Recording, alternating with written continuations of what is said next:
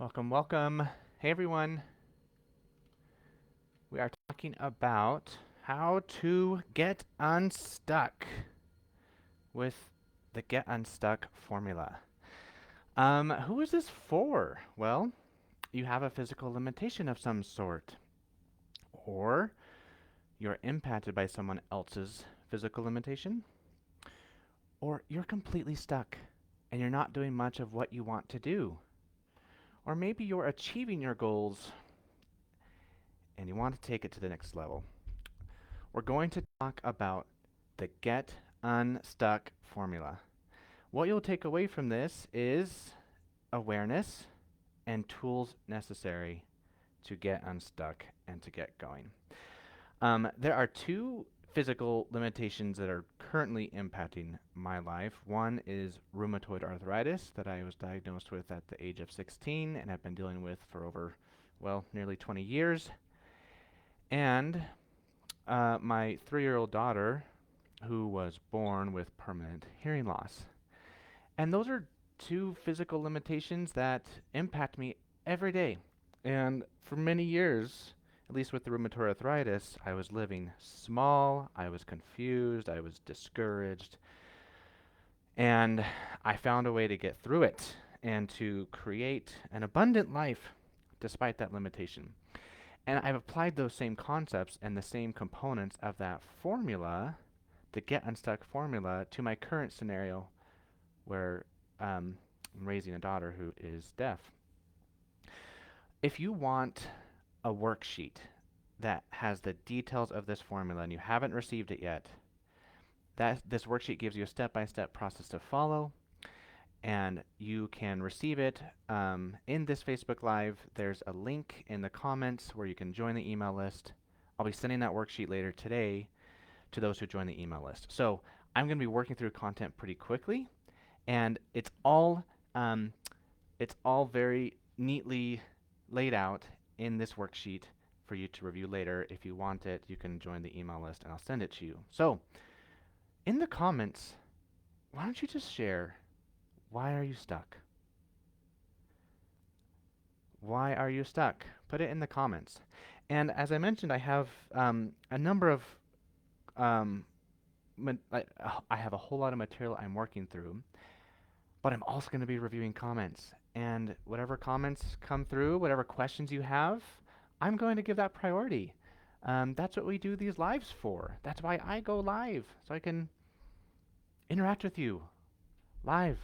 So the agenda today really covers the 4 steps of how to get unstuck: determining desire, clarifying achievability, focusing on what you can control, and taking simple action. Those are the 4 steps of the Get Unstuck formula.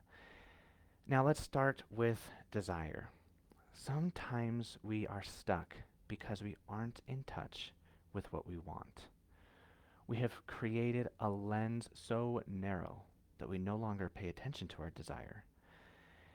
This is a big problem. This is probably a reason why you're stuck.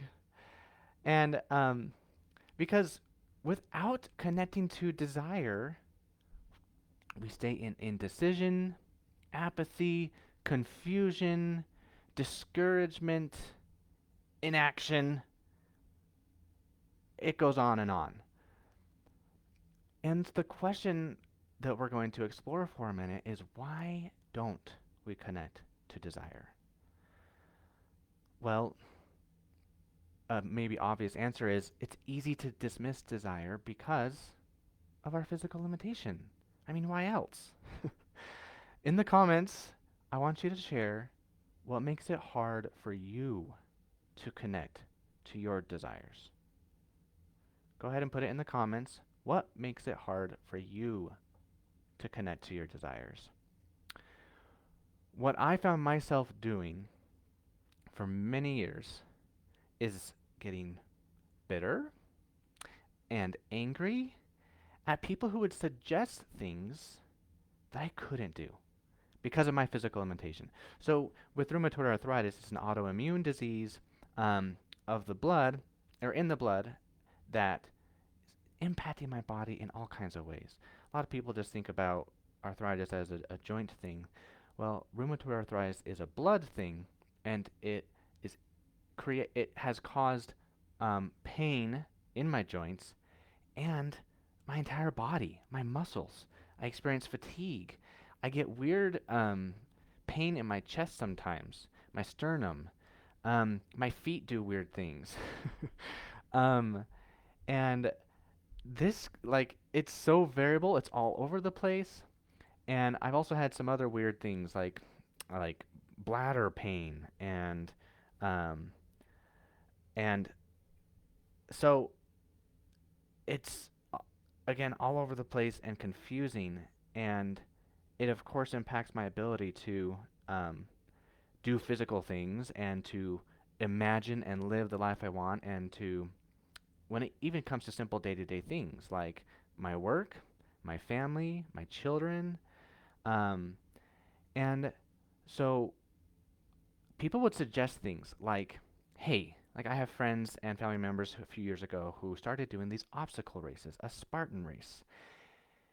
And I was just angry. I'm like, I can't do that. They would ask me like, "Hey, why don't you come on the Spartan race?" They also know I have rheumatoid arthritis, and I'm like, "Why would you even consider that?" Um, Obviously you don't understand my situation. And I'm bitter and I'm angry. And I'm like pointing it all at them. And I'm like, "You don't understand me. No one understands me." Is any of this sounding familiar? You might not have rheumatoid arthritis, you might not have the same symptoms that I have, but when it comes to physical limitations, this kind of cycle to get into is really easy to get into. um, and what I found is that I would actually act like I didn't want to run an obstacle race. But do you know what the truth was? At least for me, this might not be the case for you, but for me, I would love to run an obstacle race. That would be like a playground for me. I am competitive. I um, love the feeling of adrenaline and strength and all these things that I'm like, oh my gosh, that would be so fun. But of course, at that time and for so long, I'm like, there's no way. Like, why would you even consider me for like joining you to run an obstacle race? So I, I had this desire, but I didn't even acknowledge it. When people would bring up the idea, I just went to bitterness and anger, and I would like close the door on this desire. I wouldn't even acknowledge it. Um, so why must we make space for it? Why must we make space for our desires? Because when we make space for them, then the path to those desires and the path to life starts to find its way back in. Even if you can't pursue the desire physically because of your limitation, you can start to access the desire mentally. The moment I started to acknowledge that I really would like to run an obstacle race, that was the moment I started to get creative in my mind. The heaping pile of all the reasons I couldn't do it started to shrink little by little. The irritation and the anger that I felt toward the people who mentioned it started to fade. But the desire, nonetheless, it felt impossible. I'm like, okay, I started to acknowledge, I'm like, oh, I actually would really like this thing. But still, it's impossible. How would I ever actually achieve that? Um, okay. What makes it hard for you to connect to your desire? Chanda, you said not clear on my message and consistency because some days I can function and some days I can't.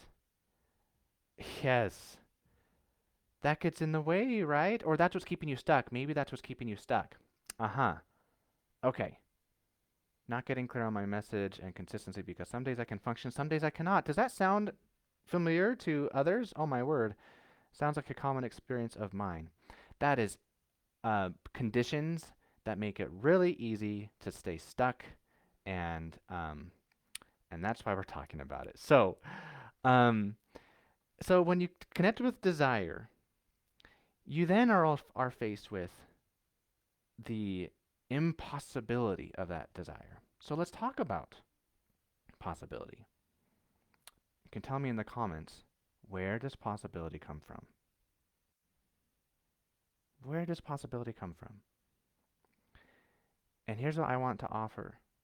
I'm gonna share my view, and I want to hear from you as well. A lot of people will say possibilities are based on what's been done in the past. Like if it hasn't been done before, how do you know you could ever do it?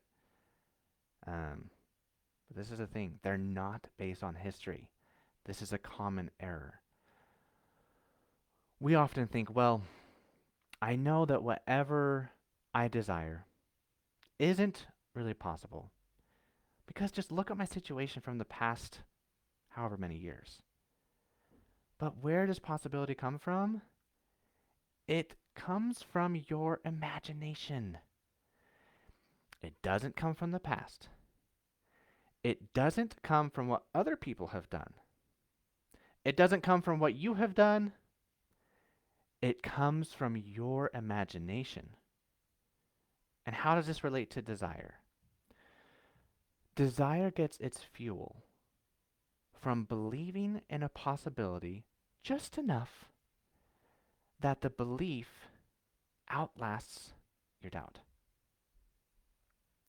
And who controls whether you believe in possibility?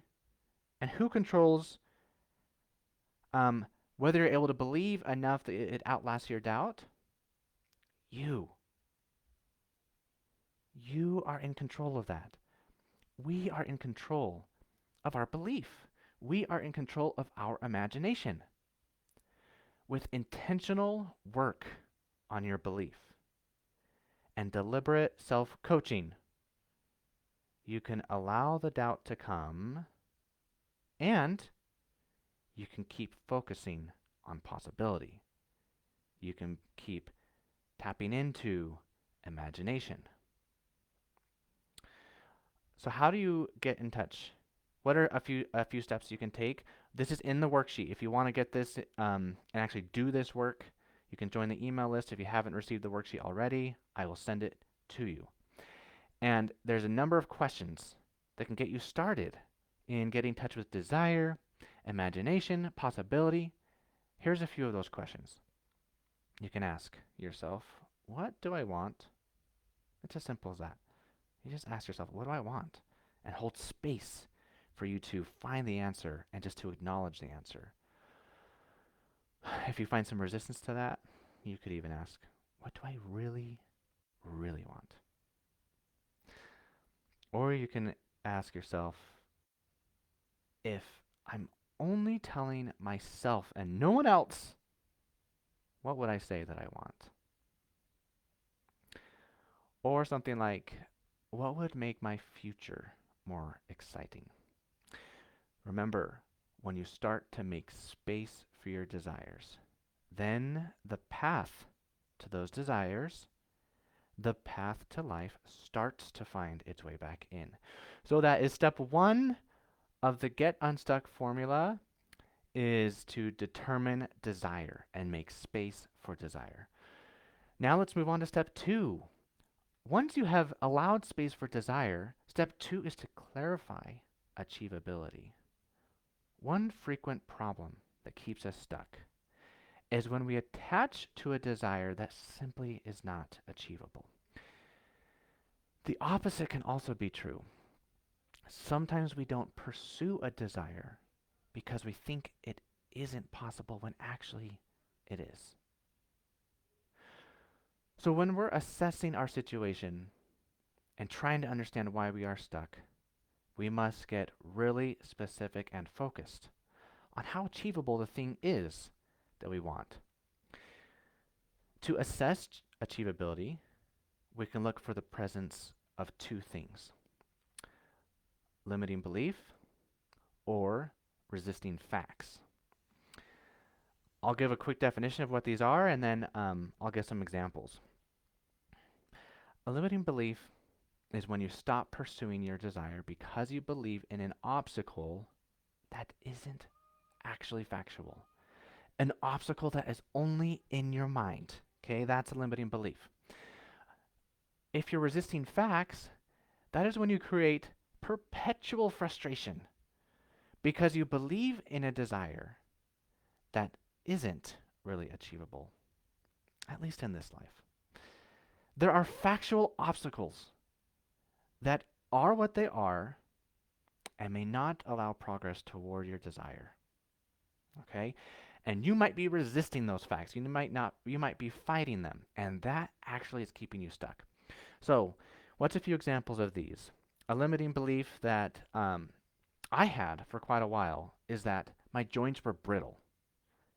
Because of the pain, I believed that if if I hit my hand in a certain way, if I like bonked against a wall, or if I put too much pressure on it, even like with a push-up, or if I grabbed something heavy, or not heavy, like a 5 pound weight, um, or I'm lifting, or I remember also even like making the bed and pulling the the first sheet. What's that called? The cover that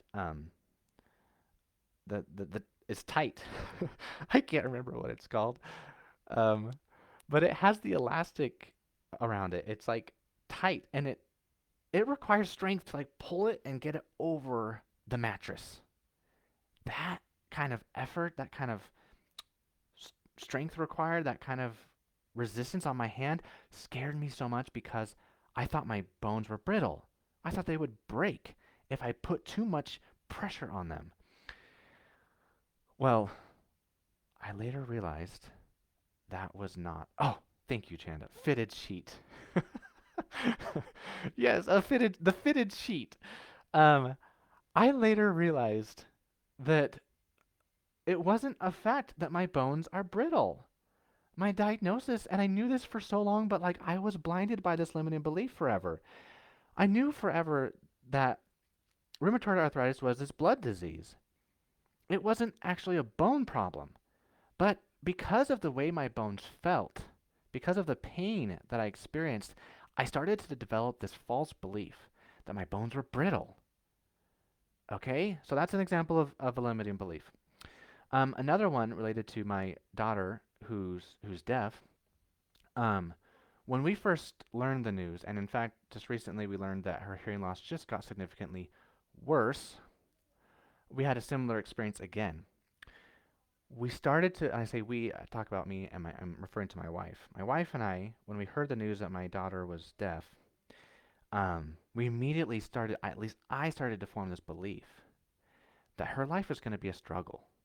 It's going to be lesser because of her hearing loss, and that she would miss out on so much, and her life just wouldn't be as good because of her hearing loss. Well, I get kind of emotional just like walking through those thoughts. And the truth is that they are thoughts. They are limiting beliefs. What is the fact of her situation? The fact is she has bilateral neurosensory hearing loss that prevents her from hearing at decibels less than 80. That's the fact. The whole story about what that means for her life, and it's going to be a struggle, and it's going to be less than, all of that, that's belief land. And in some ways, in many ways, it can be limiting, and it is in fact an error. Her life doesn't have to be less than. It doesn't have to be a struggle just because of this fact about her hearing. Okay. Let me take a deep breath and gather myself. Woo. How about resisting facts? That's the other error that we can run into. If you're resisting facts, here's what an example looked like for me. I was resisting facts for so long in this way. I'm like, can I just please experience a day in life without feeling fatigue? The fact is, I think I can even say that for this moment. I've had some fatigue, some pain this week and right now. So the fact is, I feel a little bit of fatigue today. That's a fact. And as long as I keep this story or this desire, right? We're talking about desires in the first part. Now, step two is achievability of that desire. If I have the desire to not feel fatigue right now, what I'm really doing is I'm resisting the fact. The fact is, I feel fatigue right now. Um, and like, who knows about tomorrow? As long as I keep waiting for this to change, as long as I keep holding on to this desire to be out of fatigue or to be out of pain, I'll stop pursuing my life. I'll keep fighting my body. I'll be angry. And ironically, that fight and that anger will lead to more fatigue, more pain. Another example of resisting facts is wishing my daughter's hearing would improve. I mean, that could be a possibility. I am actually a believer in miracles, right? And that maybe at some point there could be a miracle and her hearing would improve. But the fact is, her hearing is what it is right now. And as long as I keep wanting it to be different, I'm going to be viewing her as a victim. I'm going to be viewing her as a child living a difficult life. And when I resist the fact that she has hearing loss, I stop developing a relationship I genuinely want with her because I get so focused on what's wrong. I keep trying to fix what's wrong in her life. And in my own sadness, I start to make my life and her life smaller than it would be otherwise. So, those are some examples of these two common errors: limiting beliefs and resisting facts. When either of these errors are present, you are stuck, you stall, and you don't know your way forward. In the comments, why don't you share what error do you think might be in your way? Is it a limiting belief that could be keeping you stuck? Or are you resisting facts and that's keeping you stuck? Or you could even think maybe it's both. Maybe I have a little bit of both of these errors going on. So to summarize this step in the Get Unstuck formula, you determine achievability of your desire by digging into the presence of, are there limiting beliefs going on here, or are there facts that I'm resisting? If it's a limiting belief, you know that if you remove that self-imposed limit, your desire is actually achievable. For me, once I realized that my bones are not actually brittle, that was just some thought error, that was a limiting belief, I became more willing to grab onto a 5-pound weight, to pull that fitted sheet over the mattress. It didn't change the pain. I still experienced some pain and some fatigue, but my fear changed. I'm like, oh, my bones aren't going to like shatter all of a sudden, suddenly. My bones won't shatter suddenly. So I was able to remove that limiting belief, and that was like a world of a difference to help me get unstuck and to start pursuing the things that I want. If you find that you're resisting facts, your desire may not be achievable. And you really need to take a look at that. Because once you accept the facts, then you can really begin to see what is achievable and start focusing on that. And you might need to cycle through some other desires. Sometimes we get so fixed on one desire, we think that's the only thing we want and that's the only thing that will fulfill us in our life. But do you know what? We have so many desires. So many.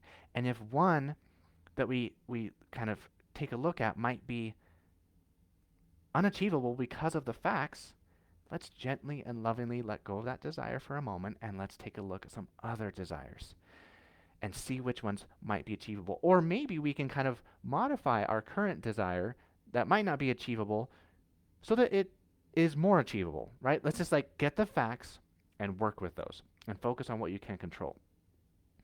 So step 3 is that, focusing on what you can control. The more you focus, so here is how I'm going to summarize this step. I'm not going to spend as much time on it. It's really simple. The more you focus on changing the things you can't control, the more you keep yourself out of control. I'll say that one more time. The more you focus on changing the things you can't control, the more you keep yourself out of control.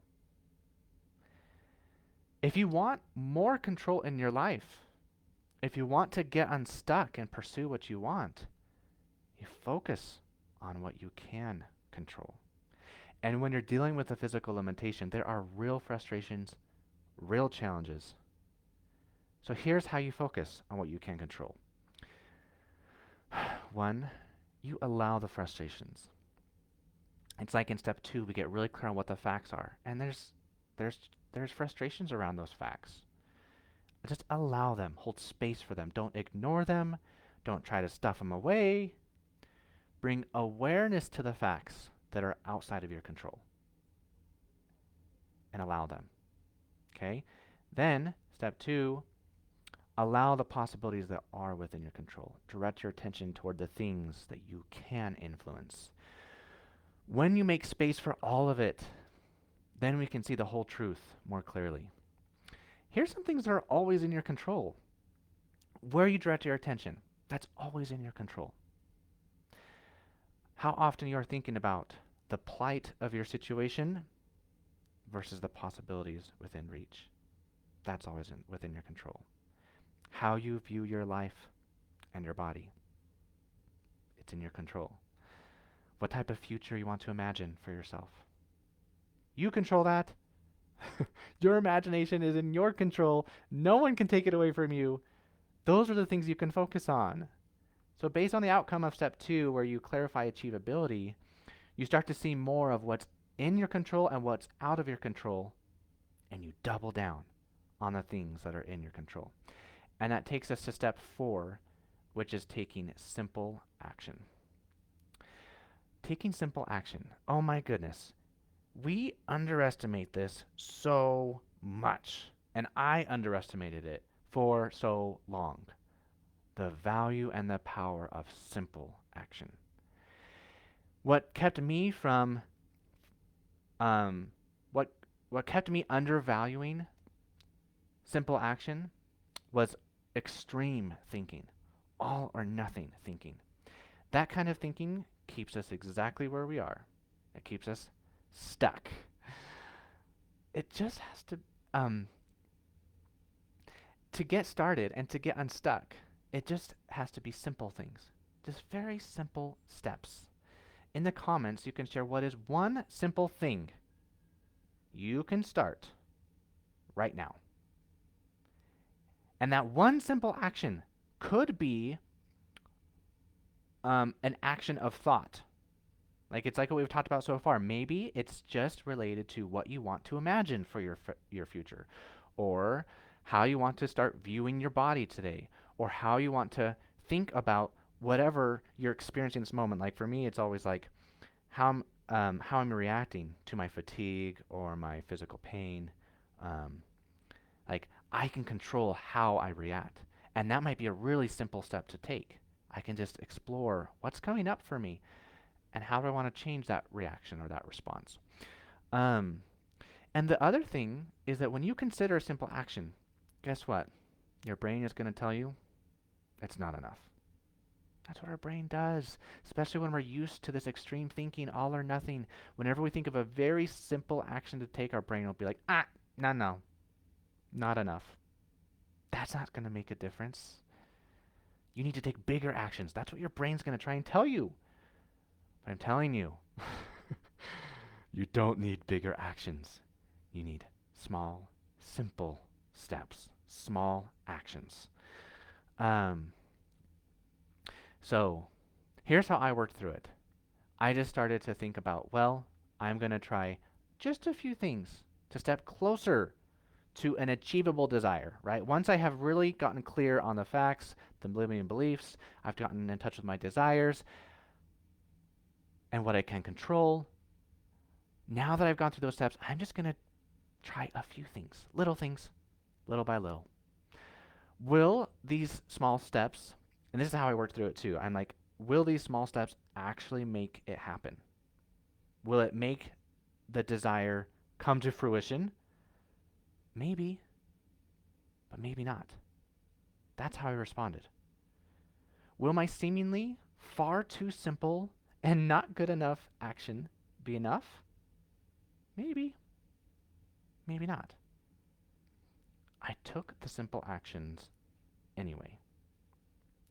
As it turns out, after many, many more simple actions, I uncovered more things about myself and my situation, and then I took a few bigger actions. And I I came from this place of maybe, like maybe it'll happen, maybe it won't, to, I'll say, conqueror. Not that I conquered my physical limitation. My physical limitation is still there. It likely always will be in this life. But I was conqueror in that I conquered my fears, my doubts, and my discouragements, my limiting beliefs, all the parts of me that were resisting facts. I overcame all of that. All of that was keeping me living small for so many years. I didn't focus so much on taking these massive actions. I didn't have this unstoppable conviction. My achievements and my new life didn't come from grit. It didn't come from mind over body. It came from a commitment to small things. It came from a commitment to simple action. And I let my brain keep telling me that what I was doing was not enough. My brain kept saying that over and over. It still does today. And guess what? I just took the simple action anyway. My pursuit toward my desire came with the safety I created by being content with the idea that what I was attempting may or may not work.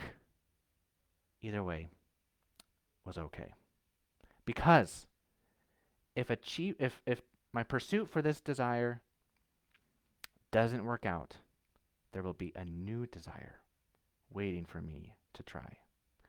Your desire is waiting for you to try for it, to take simple actions toward it. So, in summary, I just was looking over the questions. I have a number of questions to help you start taking simple action. If you want those, they're on the worksheet that I have shared by email. If you aren't on the email list, you can find that link in the comments, and I'll send you this worksheet that has all the questions to help you start taking simple action. So in summary, the Get Unstuck formula. Get in touch with what you really want.